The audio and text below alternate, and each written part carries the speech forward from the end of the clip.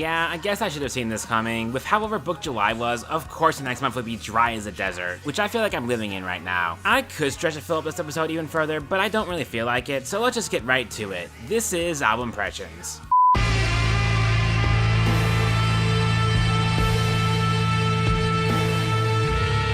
You know it's a slow one. From the first album I feel compelled to write about in weeks is by a band named friggin' Bong-Ra. I've heard jazzy doom metal before, and it tends to work pretty well, but I think this album takes it one step further by actually doing more than just doom metal with saxophone and jazz percussion. Like, yeah, it does that sometimes, but there's actually more upbeat moments scattered throughout, and for some unknowable reason, and oud, and it fits in really well. Even beyond all the oddities, it's just really solid at its core. The guitar texture is just scuzzy enough to really crush. The riffing is lumbering and meaty in all the right ways. The compositions are long and sprawling, but never to the point of tedium. And of course the saxophone, well, it's a saxophone. Of course it makes everything better. It's just plainly and obviously very good and, well, kind of meditative, yeah. Crushingly heavy vibe music. I think that's pretty neat.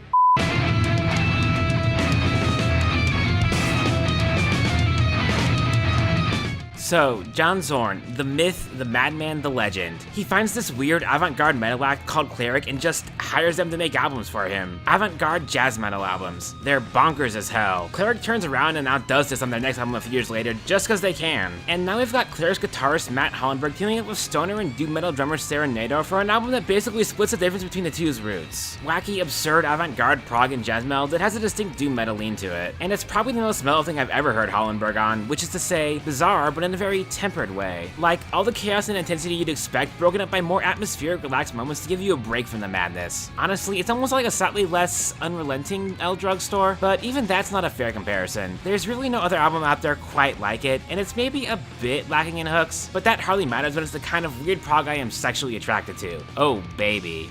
And I wanna make it strong.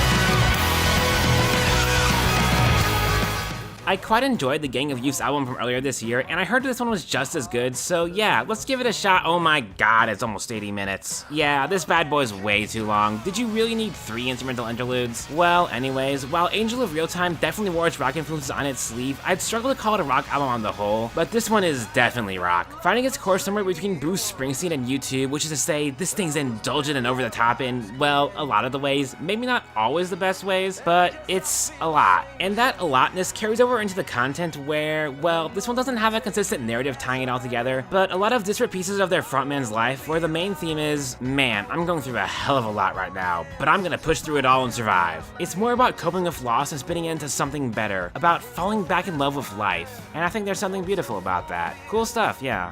And yeah, that's what we're gonna call it. September is looking a bit busier, so hopefully I'll have more to share next time, but until then, I'll catch y'all later.